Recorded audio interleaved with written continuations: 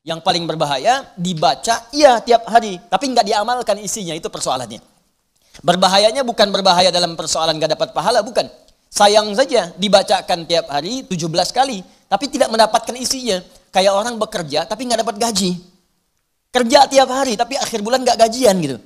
Ya, Allah perintahkan kita untuk membacakannya 17 kali dalam sehari dan menjanjikan pada kita semua jenis kemudahan dan kebaikan dalam hidup. Kita bacakan cuman nggak dapat, itu masalahnya. Nah, persoalannya kenapa orang tidak mendapatinya? Boleh jadi bukan karena tidak membacanya, tapi cara membacanya itulah yang tidak sesuai dengan yang diinginkan oleh Al-Quran dan isi surah itu sendiri.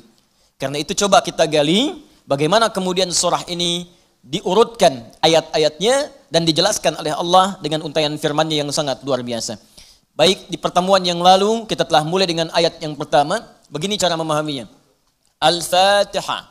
Kalau kita ingin memulai bacaan Al-Quran, maka mulai dengan surah ini. Itu yang khusus. Al-Fatihah. Jika kita ingin mendapatkan semua jenis kebaikan dalam hidup dunia akhirat, maka mulai pahami ayat-ayat berikut ini. Cara memahaminya, 1. Bismillahirrahmanirrahim. Baik, Bismillahirrahmanirrahim. Amalkan bagian ayat yang pertama yang memiliki 5 makna dalam kalimat atau ayat yang telah disebutkan tadi. Huruf ba, kedua ismun, ketiga Allah, keempat ar-Rahman, kelima ar-Rahim. Ba yang memiliki 14 makna. Di antaranya di ayat ini ada makna yang terkait dengan ghayah, tujuan. Ada ilsaq, sesuatu yang lekat sekali, dekat, tak terpisahkan. Kemudian musahabah yang mengawasi kemanapun kita beraktivitas. Kemudian ada istighraq, sesuatu yang luas, menyeluruh, ya, tanpa kecuali. Lalu kita mengatakan bismillah, baknya kita sebutkan, ini artinya jadikan semua aktivitas kita tanpa kecuali, istighraq. Dari bangun tidur sampai tidur lagi, lakukan ghayah, semua lillah karena Allah Subhanahu wa taala. Jadi kalau ingin dibukakan pintu kebaikan oleh Allah, Al-Fatihah, ingin semua dibuka baik, seluruh aktivitas kita, maka niatkan semua yang baik-baik karena Allah. Itu kunci pertamanya. Bangun tidur, niatkan karena Allah. Di begitu Anda bangun, niatkan semua aktivitas karena Allah Subhanahu wa taala. Karena itu saat kita bangun tidur, semua ditujukan karena Allah. Alhamdulillahilladzi ahyana ba'dama amatana wa ilaihin nusyur. Jadi kalimat pertama dengan akhir itu karena Allah. Alhamdulillah, terima kasih ya Allah, saya diberikan kesempatan hidup lagi saat ini. Padahal engkau bisa wafatkan aku dalam tidur tadi. Dengan izinmu, ya, sesuai dengan ajal darimu, aku diberikan semua kesempatan untuk hidup lagi. Alhamdulillah, semua pujian aku berikan kepadamu. Lillah. Di ujungnya, wa ilaihin nusyur. Maka sekarang aku akan beraktivitas mencari bekal sebagai persiapan pulang kepadamu. Wa ilaihi, untuk Allah Subhanahu wa taala. Makanya kalau Anda mengucapkan doa ini saat bangun tidur, kita sudah berjanji. Semua aktivitas di hari itu kita akan tujukan karena Allah saja. Mencari bekal, bukan karena yang lain. Jadi kalau Anda ucapkan doa tadi, berarti nanti makannya karena Allah, minumnya karena Allah, bekerjanya karena Allah, salatnya karena Allah, infaknya karena Allah, merawat anak karena Allah, semua karena Allah. Ghayah. Awas, hati-hati ya, hati-hati. Maka dampaknya orang yang semua aktivitasnya dilakukan karena Allah Subhanahu wa taala, maka fungsi ba yang ketiga. Satu tadi ghayah, kedua istighraq, yang ketiga ilsaq dan musahabah. Lekat dan diawasi oleh Allah. Kalau dulu kita contohkan orang yang meniatkan semua aktivitas karena Allah, maka yang kedua rumusnya rasakan seakan-akan aktivitas itu diawasi oleh Allah Subhanahu wa taala dengan pengawasan yang lekat seperti lem yang menempel, yang menyatukan dua sisi. Ya, mau minum, rasakan diawasi oleh Allah. Bismillah, minum, lakukan karena Allah. Maka mohon maaf ketika minum Anda dikerjakan karena Allah dan merasa diawasi oleh Allah, ini kuncinya. Awas, ini kuncinya. Karena ada orang yang melakukan sesuatu karena Allah, tapi nggak merasa dilihat. Nggak merasa diawasi. Ini saya tanya pada Anda, maaf ya, tadi saat sholat itu, sholatnya karena Allah bukan? Jawab aja, karena Allah bukan? Karena Allah. Baik, kalau sesuatu dikerjakan karena Allah, maka rumus keduanya, rasakan Allah mengawasi kita. Pertanyaan saya yang kedua, saat Anda sholat tadi, saya sholat, kita sholat, merasa nggak diawasi Allah? Merasa nggak dilihat Allah? Karena beda antara orang yang merasa diawasi dengan yang hanya mengerjakan saja, itu lain. Akan beda, silahkan Anda bekerja, merasa diawasi, Anda akan serius dalam pekerjaan Anda. Mahasiswa yang sedang ujian, merasa diawasi, itu akan fokus kepada soal. Susah, mau noleh kanan, khawatir, ada CCTV. Mau noleh kiri juga khawatir, karena terawasi, dia akan fokus. Makanya orang sholat itu kalau benar-benar sholatnya merasa diawasi, dia fokus, gak akan nengok kanan kiri. Gak ada istilahnya ketika takbir, Allahu Akbar. Tangannya gak sedekap nih. Tahiyatnya kok gerak-gerak ya. Atau bahkan saat sholat mikirkan yang lain. Allahu Akbar. Tender ya Allah, tender. Allahu Akbar. WhatsApp belum dibalas. Allahu Akbar. Status belum diupdate. Jadi kalau kita benar-benar merasakan diawasi Allah, bahkan kita pun akan belajar bagaimana cara membacakan bacaan dalam sholat supaya benar. Karena malu gitu. Malu baca Al-Fatihah, bacaan belum bagus. Dan merasa didengar Allah, kan malu. Anda bicara di depan saya, bicaranya nggak jelas. Anda sendiri sudah nggak enak. Ustadz Adi, saya mau bertanya. Silahkan. Kan kalau kedengaran nggak jelas pun, saya dengarnya pun nggak paham, Anda nyampaikan pun nggak enak. Sekarang Anda sholat setiap hari. 5 waktu menghadap Allah, belum tambahan sholat sunnah. Dan Anda sadar bacaan Anda belum bagus. Tapi anehnya merasakan didengar oleh Allah dan diawasi. Apa nggak malu gitu? Coba deh satu kali rasakan hal yang demikian. Jadi kalau kita memang merasa, itu dampaknya lain ke dalam ibadah kita. Nanti rumus terapannya, aktivitas harian kita. Ini minum ini pekerjaan sederhana. Tiap hari kita minum. Cuman ada beda ketika minum kita itu merasa dilihat Allah. Maka saya katakan di pertemuan lalu, mustahil Anda akan menyentuh minuman yang tidak disukai oleh Allah. Mustahil. Jangankan menyentuh yang dilarang Allah, mau minum pakai tangan kiri pun rasanya nggak enak. Pasti Anda akan pindahkan itu kepada yang lebih baik. Paham sampai sini ya? Ya sama dengan proses begini, mencari nafkah, bekerja, dari di jalan, dari baca, berpakaian. Kalau semua dikerjakan karena Allah, demi Allah saya katakan, mustahil dalam pekerjaan bisa mudah menyentuh yang diharamkan oleh Allah. Nggak mungkin. Nggak mungkin mau terima proyek yang haram, itu mustahil. Mustahil ikutan tender yang haram, mustahil. Mustahil menjerumuskan diri pada yang tidak disukai oleh Allah. Karena merasa disukai, dilihat Allah. Dan merasa diawasi, jadi mustahil. Dusta itu mustahil. Bohong itu mustahil. Korupsi mustahil. Nyogok nggak mungkin. Bukan karena perkara takut orang lihat, karena Allah mengawasi kita. Makanya dulu, sahabat tuh ketika diajarkan seperti itu, bahkan anak-anak kecil, jangankan yang tinggal di kota, di ujung yang paling dalam di padang Sahara, yang sulit ada orang setiap waktu, yang kalau lewat cuman kambing gurun dengan unta, Anda bayangkan. Lewat kambing gurun, unta, kambing gurun, unta, kambing gurun, unta. Tapi perhatikan bagaimana mereka mengamalkan huruf ba dalam Bismillahirrahmanirrahim. Diuji oleh sahabat Umar bin Al-Khattab radhiyallahu ta'ala anhu. Lewat padang pasir, kelihatan anak muda sedang menggembala. Saat menggembala itu, menggembala kambing, ditanya oleh Umar, diuji. Kata Umar, saya mau beli sebagian dari kambingmu itu. Kata orang ini bukan punya saya, punya tuan saya. Punya tuan saya. Kata Umar, tuanmu kan gak ada di sini, ini padang pasir yang luas, orang yang gak ada, beli aja, bilang dimakan serigala. Apa kata penggembala ini? Lalu di mana Allah? Idzan fa'ain Allah. Bayangkan penggembala saja di padang pasir yang orang yang gak ada, yang gampang saja bilang ini dimakan serigala, dapat keuntungan banyak gitu. Ya, luar biasa. Yang dia katakan pertama kali bukan sekedar menolak, gak mau takut ketahuan sama tuan. Takut ketahuan sama pemiliknya. Takutnya tidak. Pertama kali jawaban yang keluar, idzan aina Allah. Lalu Allah di mana? Allah di mana?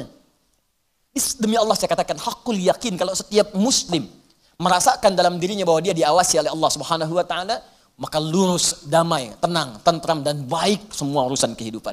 Enggak ada penipuan dalam perdagangan, enggak ada penipuan dalam hal-hal interaksi kehidupan. Tidak ada kecurangan, tidak ada keburukan, semua baik karena merasa dilihat oleh Allah Subhanahu wa taala. Itu baru huruf ba. Baru ba. Coba tiap hari kita baca itu. Satu huruf ini aja. Mohon maaf ya, selama hidup kita udah diamalin belum? Satu huruf ini aja. Ayo suami sama istri. Berapa kali berkata hal-hal yang tidak tepat? Istri terhadap suami. Berapa kali menerangkan sesuatu yang tidak tepat? Anak pada orang tua kepada anak. Walaupun hal-hal yang ringan. Bapak mau permen. Nanti papa beliin 1 truk. Kapan truknya datang? Ini huruf ba saja satu gitu. Anda menuntut banyak dari Allah, tapi Allah meminta kita mengamalkan 1 huruf aja, kita nggak maksimal. Coba lihat tuntutan kita setiap hari. Ya Allah lancarkan usahaku. Ya Allah luluskan dalam kuliahku. Ya Allah mudahkan pernikahanku. Ya Allah berkahi hartaku. Ya Allah lancarkan pekerjaanku. Banyak yang diminta, sembuhkan aku. Kata Allah, aku berikan semuanya. Amalin 1 aja huruf ba. Ba. Ketika benar mengerjakannya, ismun. Bimakna sumuun, bimakna raf'un. Terangkat, dimuliakan, ditinggikan. Ketika benar mengamalkannya, maka Allah akan berkenan meninggikan derajat kita, memuliakan kita pada semua aktivitas yang kita kerjakan dalam kehidupan kita. Syaratnya satu, kerjakan semua karena Allah Subhanahu wa taala. Allah sifatul uluhiyah wal ubudiyah, al-ma'budu bil haqqi aw al haqqil ma'bud. Bukan sekedar menunjukkan aktivitas karena Allah saja, tapi lekatkan dua sifat saat mengerjakannya. Saya mau minum ya, saya ucapkan bismillah. Bukan sekedar merasakan Allah mengawasi kita saja, tapi rasakan yang mengawasi kita punya sifat uluhiyah, sifat ketuhanan. Ini Tuhan saya. Allah. Gambarannya begini, maaf ya, gambarannya begini.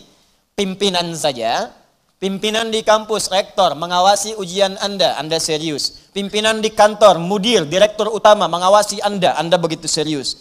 Pengawas saat Anda bekerja. Maaf, di sekolah, di SD, di SMP, di SMA ada pengawas, maka semua guru-guru serius. Semua serius. Sekarang yang mengawasi kita bukan makhluk lagi. Pencipta rektor, pencipta direktur, pencipta kemudian pengawas, pencipta semuanya. Jauh di atas mereka semua. Maka orang-orang yang merasakan langsung Allah, Tuhan yang mengawasi saya, maka setidaknya keseriusan itu lebih bertambah daripada sebelumnya.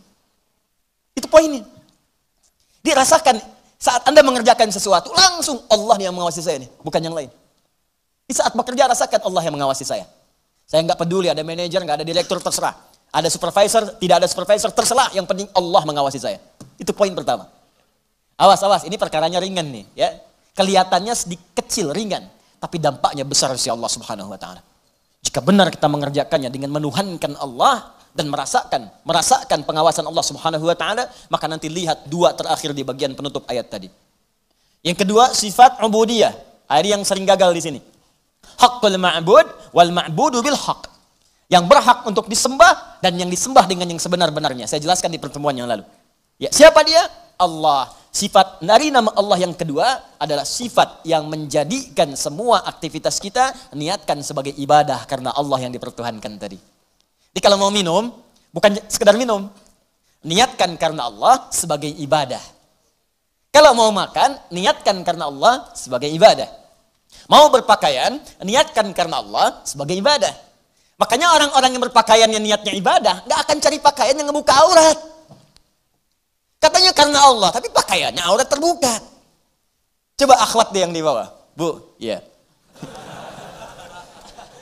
Coba ada ibu lihat.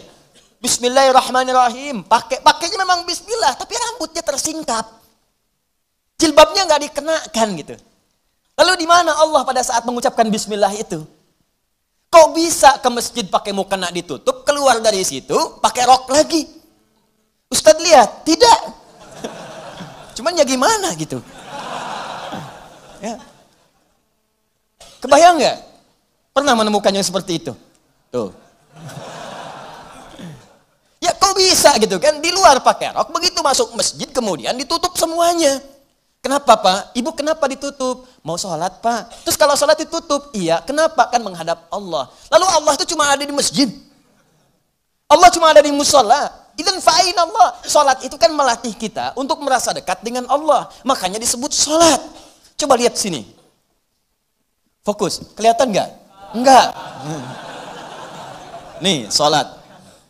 As-salah. Ini. Lihat baik-baik ya, fokus. Dikit saya terangkan agak panjang.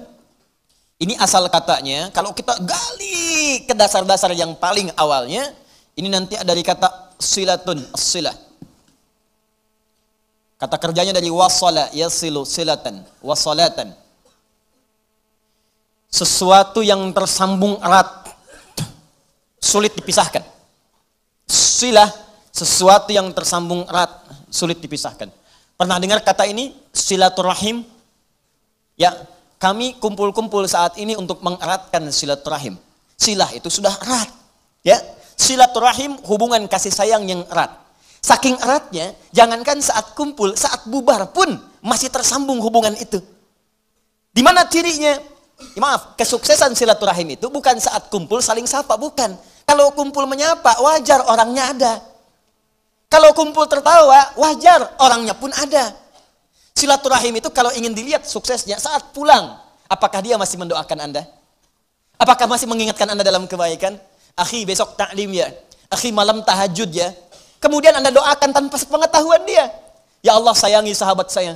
Ya Allah, kekalkan hubungan kami sampai dengan ke surga. Ya Allah, jaga keluarga dia dalam kebaikan. Ya Allah, sehatkan semua anggota keluarganya. Ya Allah, jadikan kami bersaudara keluarga kami dengan keluarga dia. Itulah silaturahim, silah, hubungan yang erat, yang tak terputuskan dan tidak tersekat oleh tempat dan keadaan serta waktu. Itu silah. Nah, kalau kita ingin menjadikan latihan supaya kita terhubung dengan Allah, kapanpun, dimanapun, tanpa disekat oleh tempat dan waktu, maka latihannya untuk mendekat kepada Allah disebut dengan sholat namanya. Di sholat ini cara kita terhubung dengan Allah. Supaya saat terhubung itu, bukan cuma di masjid, nggak ada sekat tempat dimanapun tersambung dengan Allah. Dikeluar dari masjid, ingat Allah. Makanya orang yang jalannya keluar dari masjid ingat Allah, maka jalannya pun jalan yang merasa diperhatikan oleh Allah. Nggak akan dia sombong. Dan nggak akan pernah tertukar sendal. Betul. Karena dia ingat Allah. Allahumma inni as'aluka min fadlik. Ya Allah, saya memohon semua kemuliaan darimu. Begitu keluar pakai sendal, nggak akan tertukar. Bismillahirrahmanirrahim. Bukan punya saya. Mirip. Ya Allah, maaf. Pakai lagi. Jelas ya? Nah, itu namanya. Karena itu orang mengatakan as-salah itu doa. Ad-doa. As-salatu hiya doa. Pengertian fikih. Salat itu doa. Karena semua awal sampai akhirnya dalam salat kita baca doa. Tapi kenapa doa disebut salat? Karena saat berdoa kita tersambung dengan Allah subhanahu wa ta'ala. Itu poinnya. Makanya setiap orang berdoa itu nyambung dia dengan Allah. Ya Allah, ya Allah, ya Allah, nyambung. Karena itu di fikih disebut as-salat hiya doa. Tapi asal maknanya sesuatu yang terhubung dengan Allah, hubungan yang sangat erat, tak terpisahkan waktu dan tempat. Makanya aneh kalau ada orang sholat ke masjid, dari mulai rok mini, kemudian pakai mukena ditutup, keluar masjid, dibuka lagi. Itu artinya nggak nyambung. Nggak nyambung. Nggak nyambung. Sama dengan ikhwan. Ke masjid antum ini, nyembah Allah, fokus, khusyuk, keluar dari masjid, maksiat lagi, nggak nyambung. Nggak nyambung. Ada yang salah itu. Jadi aneh kan, menuntut banyak kepada Allah, tapi hak-hak Allah nggak dipenuhi. Dan jangan sekat ibadah itu dalam konteks ritual saja. Bukan sekedar sholat, bukan. Sholat itu latihan. Bukan sekedar baca Al-Quran. Karena ibadah yang baik itu akan meluaskan aura ibadahnya di luar konteks dalam penilaian yang ritual itu. Di selesai ritual, keluar, masih ingat Allah. Coba buka Quran surah keempat, ayat 103. Perhatikan bagaimana Allah menjelaskan keutamaan apa yang dikerjakan setelah salat itu. Tadi yang saya terangkan maknanya. فَإِذَا قَضَيْتُمُ الصَّلَاةَ Maka jika engkau telah selesai mengerjakan salat, فَذْكُرُوا Maka salat yang benar itu saat dikerjakan akan mengingatkan engkau dengan Allah. Maka ingatlah Allah. Qiyaman saat berdiri. Jadi kalau orang benar salatnya, selesai salat berdiri, yang diingatnya Allah. Wa qu'udan, duduk. Anda ke musola di kantor, balik dari ke musola, balik lagi ke meja. Duduk di kursi, depan komputer, duduk sambil ngetik. Fadhkurullah, ingat Allah. Bukan sekedar subhanallah, subhanallah, subhanallah. Sambil ngerjain proyek, astagfirullah, astagfirullah, astagfirullah. Dicek oleh supervisor, di komputernya astagfirullah semua. Bukan itu. Bukan itu maksudnya. Maksudnya ketika Anda kerjakan itu, Anda ingat Allah, maka nggak ada nol yang bertambah. Tidak ada angka yang berubah, sesuai semuanya. Kenapa? Karena merasa diawasi oleh Allah subhanahu wa ta'ala. Tuh, dua poin itu hadir nggak dalam kehidupan kita? Apakah selama ini berpakaiannya karena Allah? Maka pakaian ini nggak akan dicari dari sesuatu yang haram. Dan pakaian ini akan digunakan pada yang baik-baik. Makanya pakaian yang diperoleh dari harta yang baik akan keluar perbuatan baik dari itu. Harta benda yang dihasilkan dari proses yang halal, semuanya akan berkah. Coba lihat tuh, saya kan sering katakan, itu sendal Anda berapa kali dipakai ibadah? Berapa kali dipakai untuk ke masjid? Sepeda Anda, motor Anda, mobil Anda. Di rumah ada nggak satu ruangan yang belum pernah dipakai ibadah? Ada nggak? Coba cek, cari ya satu ruangan di rumah yang di situ nggak pernah dipakai ibadah, cari. Mulai sekarang pulang pakai dulu di situ. Khawatirnya saat dihisab itu nggak ada nilainya. Cuma jadi gudang. Jadi gudang. Masya Allah. Koper ditaruh di situ. Kopernya pernah umrah tapi nggak pernah dipakai ibadah di situ.